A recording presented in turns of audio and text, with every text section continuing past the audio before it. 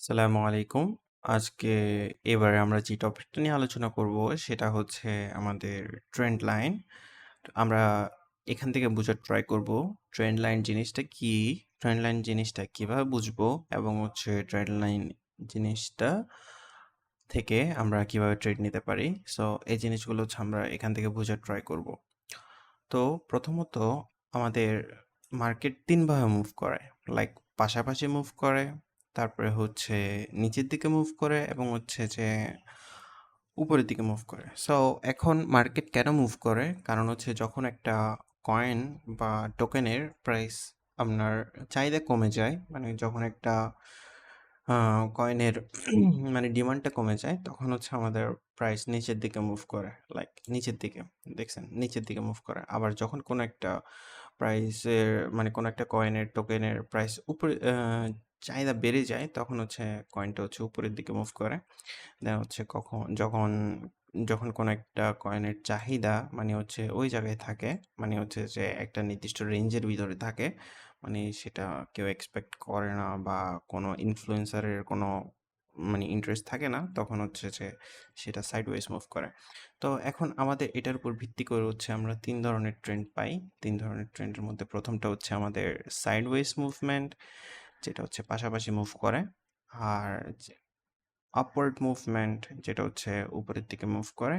দেন হচ্ছে যে আপনার ডাউন ট্রেন্ড মুভমেন্ট, যেটা হচ্ছে আপনার নিচের দিকে মুভ করে। সো ৩ ধরনের ট্রেন্ড আমরা মার্কেটের মধ্যে দেখব। সো এখন আমরা হচ্ছে দেখব কিভাবে ট্রেন্ড লাইনগুলো আঁকে এবং এটার উপর ভিত্তি করে আমরা হচ্ছে ট্রেড নিতে পারি। তো প্রথমত আমরা হচ্ছে যেকোনো একটা মানে এটা হচ্ছে আমাদের লাইভ চার্ট। লাইক এখন আমরা যে কয়েনটা দেখতেছি ওইটা হচ্ছে ডজ কয়েন। দেন ডজ ইউএসডিটি পেয়ার দেখতেছি আমরা এখন। তাইলে প্রথমত আমরা এখানের মধ্যে দেখব, এটা হচ্ছে আমাদের ডেইলি চার্ট। এখানে দেখা যাচ্ছে এটা ডেইলি চার্ট। তো এখান থেকে হচ্ছে ফার্স্টে আমরা ডেইলি চার্টই থাকতে পারি। ডেইলি চার্ট থেকে আমরা জিনিসটা দেখতে পারি। আমরা চার্টের নয়েজ কমানোর জন্য মানে হচ্ছে যে দেখেন আমাদের হচ্ছে এখানে অনেকগুলা মানে হচ্ছে ছোটোখাটো মুভমেন্ট আছে। তো এগুলো হচ্ছে মোটামুটি আমাদের নয়েজ কমানোর জন্য আমরা যে চার্টটা ইউজ করতে পারি সেটা হচ্ছে আমাদের হাইকেন ৮০। সো দেখবেন হচ্ছে কাইন্ড অফ লাইক নয়েজ অনেকাংশে কমে গেছে। এখানে দেখেন এখানে অনেকাংশে নয়েজটা কমে গেছে। তো এবার আমরা কি করতে পারি, আম, দেখেন এই যে এই জায়গা, এই যে বটম পার্ট যেটা আছে, মনে করেন এটা আমরা যে কোনো একটি নিলাম, মুভমেন্ট নিলাম এখান থেকে। তো এখান থেকে মনে করেন আমি একটা ডাউন পয়েন্ট সিলেক্ট করে নিলাম। এটা হচ্ছে আমাদের ডাউন পয়েন্ট, এটাও ডাউন পয়েন্ট, এটাও ডাউন পয়েন্ট। সো আমরা তিনোটা ডাউন পয়েন্ট হচ্ছে একসাথে করব। লাইক এভাবে তিনোটা ডাউন পয়েন্ট আমরা একসাথে করলাম। তো করার পরে এরপরে হচ্ছে উপরের দিকেও ঠিক সেম এভাবে আমরা উপরের পয়েন্টগুলো নিব। উপরের পয়েন্টগুলো নেওয়ার পরে হচ্ছে নিলাম। নেওয়ার পরে দেখেন আমাদের এখানে হচ্ছে ৩টা আপ পয়েন্ট কি করছে, মানে হচ্ছে টাচ করছে। দেন হচ্ছে নিচের দিকে হচ্ছে দেখতেছি হচ্ছে আমরা ৩টা বটম পয়েন্ট টাচ করছে। ঠিক আছে? তাহলে আমরা এমনভাবে নিব জিনিসটা যাতে হচ্ছে সর্বোচ্চ মানে হচ্ছে গ্রাফের মধ্যে যেরকম আমরা আঁকি আরকি, সর্বোচ্চ পয়েন্ট যাতে টাচ করে, সবচেয়ে বেশি পয়েন্ট যাতে টাচ করে ওভাবে হচ্ছে আমরা নিব। এরপর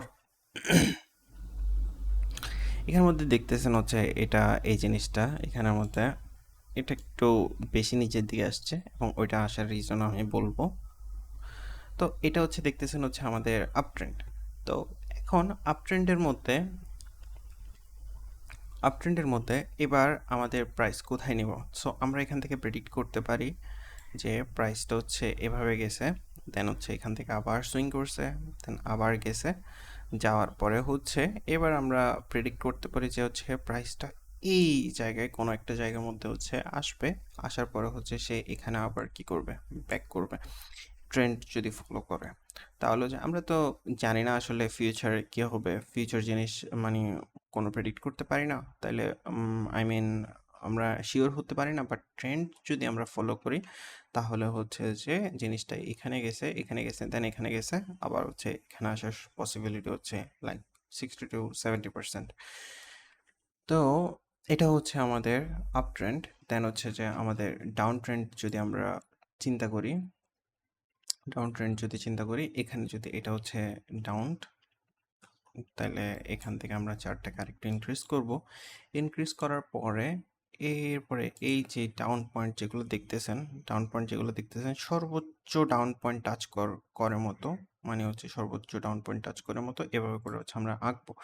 আঁকার পরে ঠিক সেম ভাবে হচ্ছে এখান থেকে আমরা ঠিক সেম ভাবে সর্বোচ্চ যাতে পয়েন্টগুলো যাতে টাচ করে ওখান থেকে হচ্ছে আমরা আঁকবো।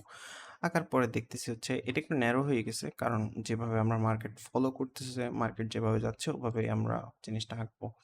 তো দেখতেছি যে হচ্ছে এখান থেকে জিনিসটা হচ্ছে এভাবে গেছে, দেন হচ্ছে এখানে গেছে, দেন হচ্ছে এখানে গেছে, দেন আবার হচ্ছে এই যে এই জিনিসটা ফলো করবে, এটা হচ্ছে আপনারা প্রেডিক্ট করতে পারেন বা এটার উপর ভিত্তি করতে পারেন। তারপরে এখান থেকে দেখেন ট্রেন্ডটা ব্রেক হয়ে গেছে, কাইন্ড অফ লাইক এটা সাইডওয়েজ দেখতে পারতেছেন। এটা হচ্ছে কাইন্ড অফ লাইক এভাবে মুভ করতেছে, পাশাপাশি মুভ করতেছে, দেখছেন পাশাপাশি এটা মুভ করতেছে। তো এই জিনিসগুলো হচ্ছে আমাদের up trend, down trend and sideways movement. এখন আমরা বুঝলাম কিভাবে হচ্ছে এগুলোর উপর ভিত্তি করে আমরা ট্রেড নিতে পারি। ঠিক আছে, আজকের ভিডিও এতটুকু পর্যন্ত, আজকের টপিক এতটুকু পর্যন্ত। ধন্যবাদ। আশা করি ভালো থাকবেন, সুস্থ থাকবেন এবং সবার জন্য দোয়া করবেন, আমার জন্য দোয়া করবেন। টাটা।